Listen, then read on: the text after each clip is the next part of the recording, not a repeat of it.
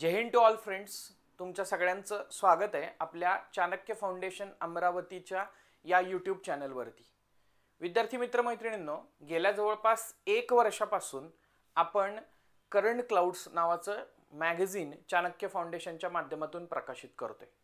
याचा पहिला अंक हा ई मॅगझिनच्या स्वरूपात प्रकाशित झाला, पण त्याच्यानंतर तुमची मागणी लक्षात घेता आपण तो अंक जो आहे तर तो तुम्हाला प्रिंटेड स्वरूपात उपलब्ध करून द्यायला सुरुवात केली आणि जवळपास 12 महिन्यांचा कालावधी जो आहे तर तो उलटलेला आहे.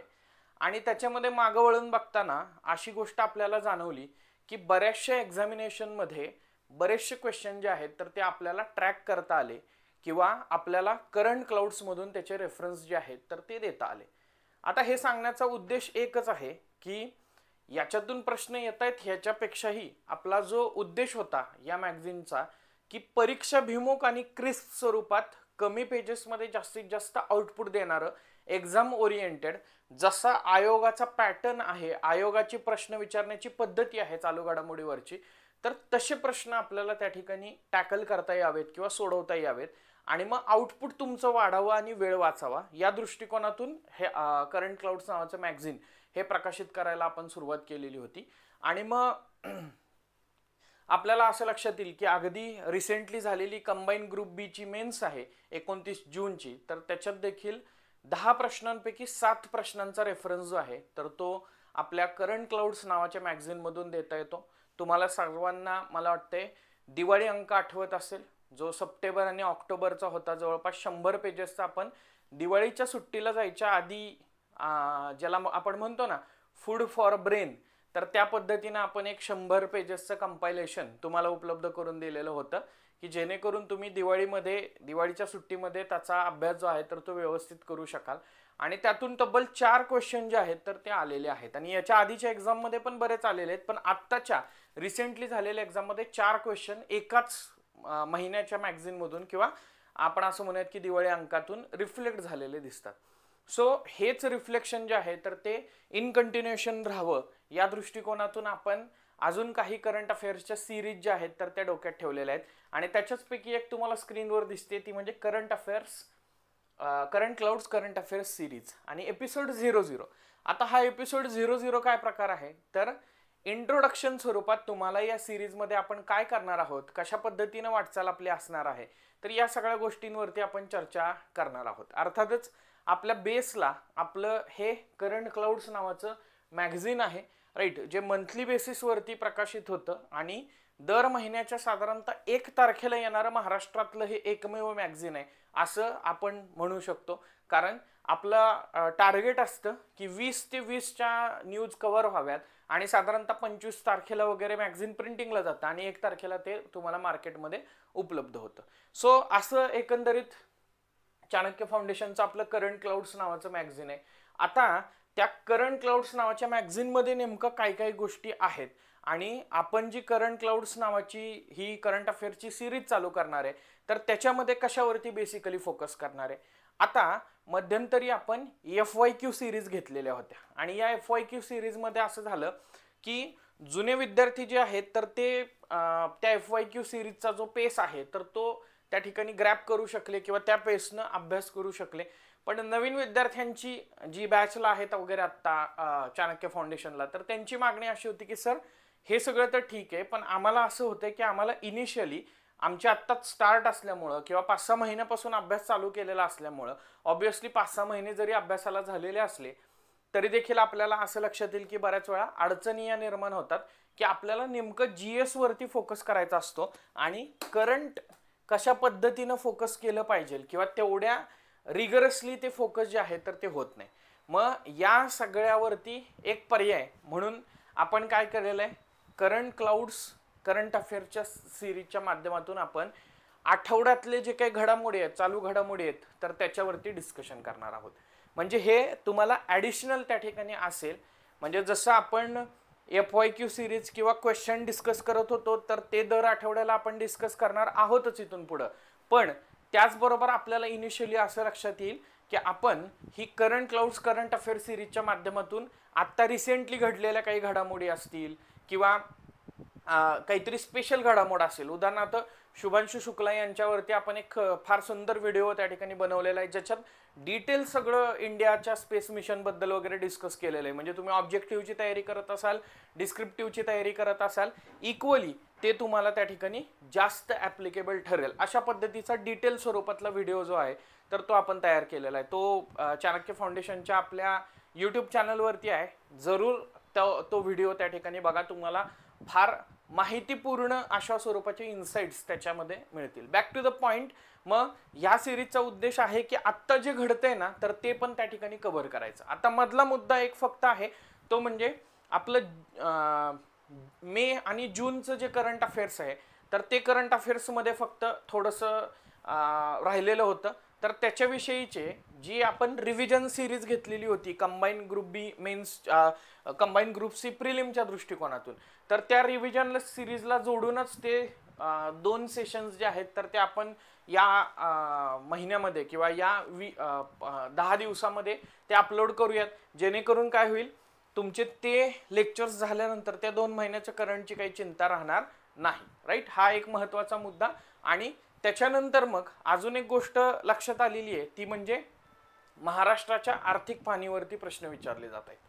बघा, कंबाईन ग्रुप सीच्या पूर्वपरीक्षेला महाराष्ट्राच्या आर्थिक पाहणीवरती 3 प्रश्न विचारण्यात आलेले होते. आणि मग मला असं वाटतंय की हे पण आपलं कुठेतरी करंट अफेअर्समध्ये डिस्कस झालं पाहिजे. आणि मग हे डिस्कस करत असताना मी असं नाही म्हणणार की आर्थिक पाहणी वाचायला सुरुवात करा. 300-350 पानाचा रेफरन्स येतो. मग त्याच्यामध्ये तुम्ही वेळ वाया घालवण्यापेक्षा मी आर्थिक पाहणी हायलाईट करतो, त्याचं डिस्कशन आपण यूट्यूबवरती त्या ठिकाणी घेऊयात. आणि त्याच्या नोट्स ज्या आहेत तर त्या तुम्हाला आपल्या चाणक्य फाउंडेशनच्या टेलिग्राम चॅनलवरती त्या ठिकाणी उपलब्ध होतील. म्हणजे काय, तर त्याच्यातून पुढचे येणारे प्रश्न जे आहेत तर त्याचा आउटपुट पण आपलं चांगल्या प्रकारे येऊ शकेल. ऑलरेडी आपण बजेट वगैरे हे पण प्लॅन करत आहोत की त्याचं पण डिस्कशन जे आहे तर ते आपण त्या ठिकाणी करायचं आहे. सो हे जे करंट क्लाउड सिरीज आहे याच्यामध्ये आपण काय काय डिस्कस करणार आहोत, तर बेसिकली आपला अप्रोच असा आहे की करंट अफेअर्सचं डिस्कशन करत असताना आपण टॉपिक वाईज डिस्कशन करत असतो. राईट, आता अर्थात आठवड्याचं जे डिस्कस होईल तर त्याच्यात टॉपिक वाईज पेक्षाही रँडम न्यूज कदाचित असतील, पण ह्याच न्यूज तुम्हाला सिग्रिगेट करून आपल्या करंट क्लाउड्स नावाच्या मॅगझिनमध्ये टॉपिक वाईज दिल्या जातात. आपण साधारणतः PYQच्या अनालिसिसच्या बेसिसवरती करंट अफेअर्सचे 13 टॉपिक बनवलेले आहेत, ज्या 13 टॉपिकमध्ये साधारणतः 7 ते 8 टॉपिकवरती कन्सिस्टंटली प्रश्न रिपीट होताना दिसतात. कंबाईन ग्रुप बीचा लेटेस्ट व्हिडिओ आपल्या यूट्यूब चॅनलवरती आहे, तर तो बघा. त्याच्यामध्ये मी तुम्हाला सांगितलेलं आहे की कंबाईन ग्रुप बी मेन्समध्ये जे करंट अफेअरवरती क्वेश्चन आलेले होते तर ते कुठल्या कुठल्या उपघटकांअंतर्गत आलेले होते. मग आता हे उपघटक नेमके कोणते आहेत, तर पहिली गोष्ट आहे आंतरराष्ट्रीय घडामोडी आणि चर्चित आंतरराष्ट्रीय संघटना. बघा, घानाच्या राष्ट्राध्यक्षांचा सत्ता बदल झाला तर त्याच्यावरती MPSCनं प्रश्न विचारला. त्याच्यानंतर आसियानचे सदस्य खालीलपैकी कोण नाही, हा प्रश्न त्यांनी विचारलेला होता. किंवा मागच्या राज्यसेवेला त्यांनी 5 आईज नावाच्या संघटनेबद्दल प्रश्न विचारलेला होता. त्याच्यानंतर राजकीय आणि घटनात्मक घडामोडी, सो वेगवेगळ्या प्रकारचे न्यायालयीन निवाडे असतील किंवा वेगवेगळ्या प्रकारच्या राजकीय घडामोडी, ज्याच्यामध्ये पर्टिक्युलरली आपण असं म्हणूयात की इलेक्शन असेल वेगवेगळ्या राज्यांची, घटक राज्यांची, किंवा पर्टिक्युलरली महाराष्ट्राचं इलेक्शन असेल, किंवा अजून काही घटनात्मक पेचप्रसंग निर्माण झालेला असेल, सर्वोच्च न्यायालयानं काही डायरेक्टिव्ह दिले असतील, त्याच्यामुळे काही भारतीय राज्यघटनेतली कलम चर्चेत आलेली असेल, तर ते आपण ह्याच्यात बघणार आहोत. आणि महत्त्वाचं म्हणजे आपण स्टॅटिक आणि डायनॅमिक याची लिंकिंग करणार आहोत. म्हणजे बॅक लिंकिंग ज्याला म्हणतो की बॅक लिंकिंग केल्यामुळे फायदा होऊ शकतो. लेटेस्ट एक्झाम्पल म्हणजे सुरजागड इस्पात लिमिटेडवरती आलेला प्रश्न की महाराष्ट्रामध्ये सुरजागड खालीलपैकी कोणत्या जिल्ह्यात आहे असा प्रश्न विचारला. का हो, कारण तिथं पोलाद कारखान्याचं भूमिपूजन करण्यात आलेलं होतं. सिंपल ही ट्रिक त्या ठिकाणी लक्षात ठेवा. आपल्याला फक्त करंट अफेअर फोकस नाहीत करायच्या, आपल्याला त्याचं बॅक लिंकिंग करायचं. त्याच्यानंतर शैक्षणिक घडामोडी. तुम्हाला सगळ्यांनाच माहिती आहे की न्यू एज्युकेशन पॉलिसीचं इम्प्लिमेंटेशन जे आहे हे जोरात चालू आहे आणि त्याच्यात वेगवेगळे मुद्दे आहेत, अनेक डिस्प्यूटचे मुद्दे पण आहेत. जसं की आपण महाराष्ट्राच्या बाबतीमध्ये बघतोय की त्रिभाषा सूत्र आणि हिंदीच्या सक्तीला मोठ्या प्रमाणात झालेला विरोध आणि त्याच्यानंतर काढलेले महाराष्ट्र गव्हर्नमेंटनं GR की ही हिंदी सक्ती जी आहे तर ती रद्द करण्यात येते. सो अशा अनेक गोष्टी आहेत, इनोव्हेटिव्ह पण काही गोष्टी आहेत. तर त्या सगळ्या गोष्टी, शैक्षणिक घडामोडी, बऱ्याचदा रँकिंग्स बद्दल वगैरे प्रश्न विचारले आपल्याला जातात की आशियामध्ये ही रँकिंग काय आहे, ती रँकिंग काय आहे, वर्ल्ड युनिव्हर्सिटी रँकिंगमध्ये पहिल्या टॉप 100 मध्ये किती युनिव्हर्सिटीज आहेत वगैरे वगैरे, राईट. त्याच्यानंतर आहे विज्ञान तंत्रज्ञान संरक्षण आणि सुरक्षा. सो सायन्स अँड टेक्नॉलॉजी असेल, मग त्यात स्पेस टेक्नॉलॉजी असेल, बायोटेक्नॉलॉजी असेल, त्यानंतर संरक्षण सुरक्षेमध्ये मिसाईल टेक्नॉलॉजी असेल किंवा वेगवेगळ्या प्रकारच्या युद्ध नौका आपण ज्या डेव्हलप करतोय, तर त्या सगळ्या गोष्टी असतील तर त्या आपल्याला इथं अभ्यास करायच्या आहेत. फॅक्च्युअली त्यातलं लक्षात घ्यायचं आहे की काय वजन किती आहे सॅटेलाइटचं, कुठल्या कक्षेमध्ये स्थिर केलं आहे, त्या सॅटेलाइट लॉन्चिंगचा उद्देश काय आहे, कुठली स्पेस एजन्सी त्याच्यामध्ये इन्व्हॉल्व आहे, किंवा जॉईंट स्पेस मिशनवरती आजकाल प्रश्न येत आहेत, राईट. युथ सॅटवरती आलेला रिसेंटचा क्वेश्चन. आरोग्य आणि पोषण आहार. सो आरोग्य आणि पोषण आहाराच्या बाबतीमधले वेगवेगळे गव्हर्नमेंट ऑफ इंडियाचे, गव्हर्नमेंट ऑफ महाराष्ट्राचे इनिशिएटिव्ह असतील, गव्हर्नमेंटच्या स्कीम्स असतील, किंवा नव्यानं पसरणारे वेगवेगळे आजार असतील आणि त्याच्याबाबतच्या फॅक्ट्स असतील. लस वेगवेगळ्या प्रकारच्या लसीकरण मोहिमा आहेत, लस बनवली जाते नव्यानं कुठल्या तरी आजाराबद्दल, तर त्या सगळ्या गोष्टी असतील तर त्याही इथं आपल्याला लक्षात घेणं क्रमप्राप्त ठरतं. त्याच्यानंतर आहे भूगोल, पर्यावरण आणि कृषी.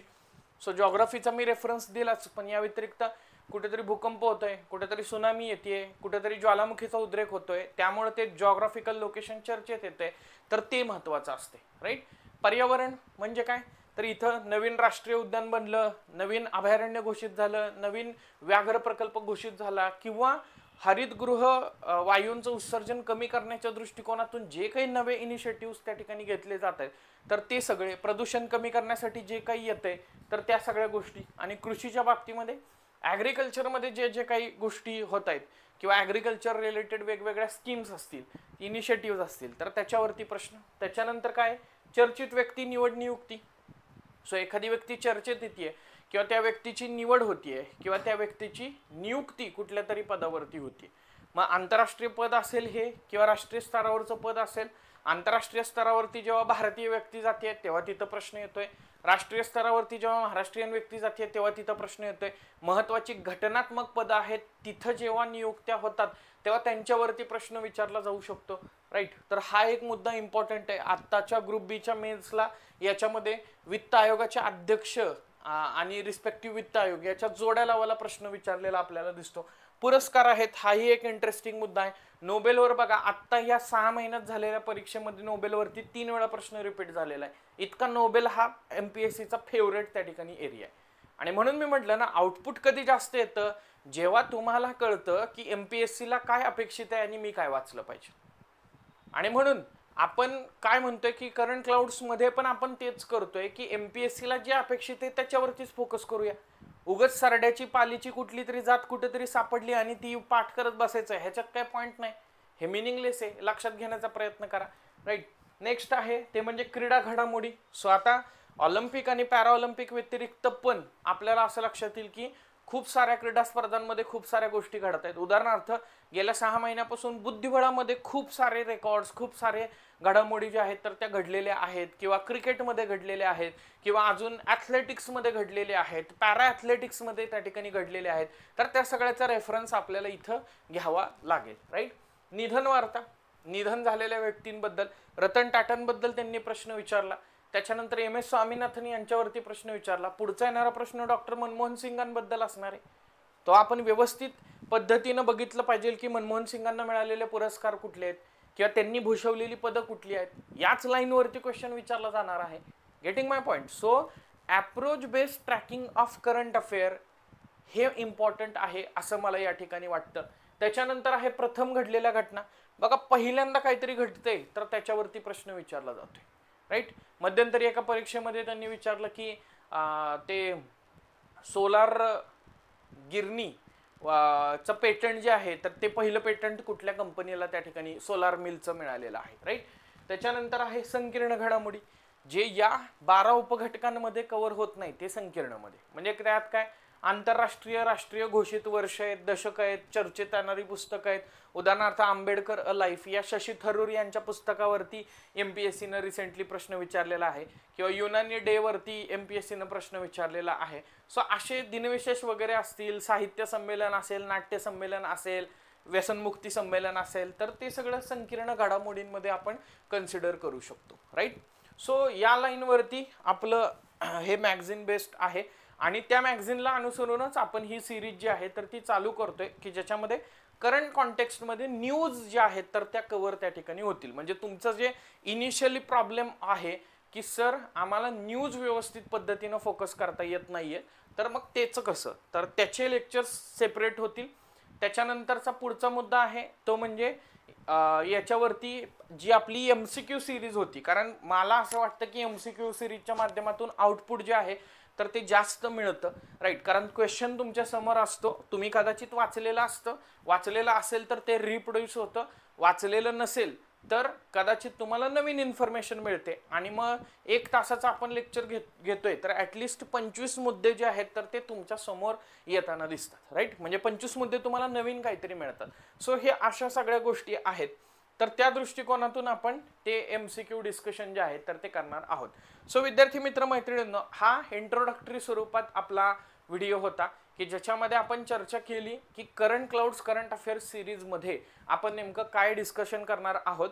आणि आगामी कालखंडामध्ये येणारी 28 सप्टेंबरची आपली राज्यसेवा पूर्व परीक्षा असेल, किंवा त्याच्यानंतरची नोव्हेंबरमधली कंबाईन ग्रुप बी आणि सी ची मेन्स असेल, किंवा त्याच्या आधी येणारी कंबाईन ग्रुप सी ची मेन्स असेल, या सगळ्या दृष्टिकोनातून आपण कंटिन्युअस ट्रॅकिंग करणार आहोत. एक लक्षात घ्या, इनिशियली ही सिरीज आपण आपल्या यूट्यूब चॅनलला सुरू केली तर तेव्हा आपलं टार्गेट होतं की राज्यसेवेची परीक्षा किंवा कंबाईनची परीक्षा, राईट, मागची 2024ची. पण आता आपलं टार्गेट हे कुठली परीक्षा असण्यापेक्षा कन्सिस्टंटली वर्षभर आपण हे ट्रॅकिंग करण्याचा प्रयत्न करायचा आहे, बरोबर. आणि तुम्ही जर मागचे सगळे व्हिडिओ जवळपास 1.5 वर्षाचे याच्यावरती आहेत, म्हणजे अगदी जानेवारी 2024 पासूनचे व्हिडिओ जे आहेत तर ते तुम्हाला आपल्या चाणक्य फाउंडेशनच्या यूट्यूब चॅनलवरती त्या ठिकाणी मिळतील. किंवा हे सगळे मॅगझिन जे आहेत तर त्या मॅगझिनची कॉपी जी आहे तर ती तुम्हाला आपल्या चाणक्य फाउंडेशनच्या टेलिग्राम चॅनलवरती मिळेल. त्याची लिंक डिस्क्रिप्शन बॉक्समध्ये त्या ठिकाणी आहे. तिथून तुम्ही हे अंक डाउनलोड त्या ठिकाणी करू शकता. तुम्हाला घरपोच मागवायचे असतील तरी तुम्ही खाली जे नंबर स्क्रोलिंग टायटलवरती वगैरे दिलेले आहेत तर त्याच्यावरती कॉन्टॅक्ट त्या ठिकाणी करू शकता. किंवा पुण्यामधून घ्यायचं असेल तर आई बुक सेंटर नावाचं बुक सेंटर आहे नव्या पेठेमध्ये, तर तिथून देखील हा चाणक्य फाउंडेशनचा अंक जो आहे तर तो तुम्ही त्या ठिकाणी घेऊ शकता, राईट. सो एकंदरीतच ही आपली स्ट्रॅटेजी आगामी कालखंडामध्ये आपण जे करंट अफेअर्स सिरीज आहे तर त्याच्या माध्यमातून जे करंट अफेअर्सचं डिस्कशन करणार आहोत तर त्याचे असणार आहेत.